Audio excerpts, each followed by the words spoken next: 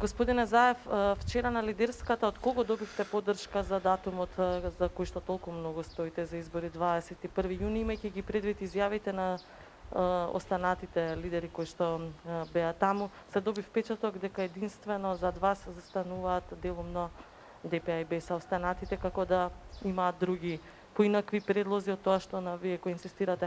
Како ќе дојдете до решение? Може би е природно да имате разлики со ВМРО ДПМН, меѓутоа и другите партнери очигледно не се сосема на ваша страна.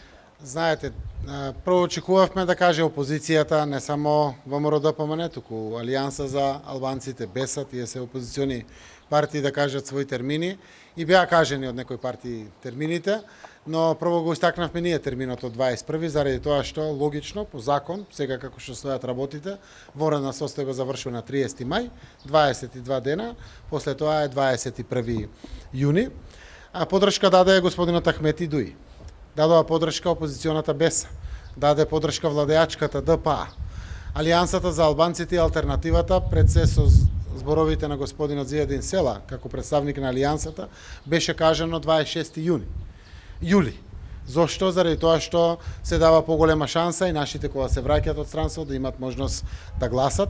ВМРО ДПМН номинираше датум 23 август, 30 август, 6 септември, но имајќи во предвид дека е продолжен викенд 6 септември, го номинираше и 13 септември. Така се одвиваше дискусијата. И овде на самата дискусија се борбата на аргументи. Прво имавме пред нас документи кои што Здравствената комисија препорачуваат.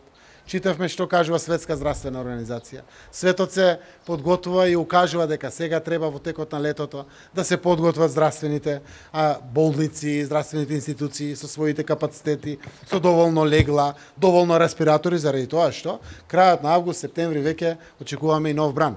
Дај Боже да го нема, но ако го има, што правиме тогаш?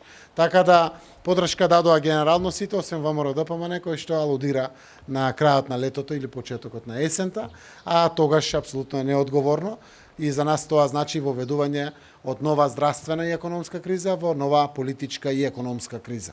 И затоа е неприфатливо.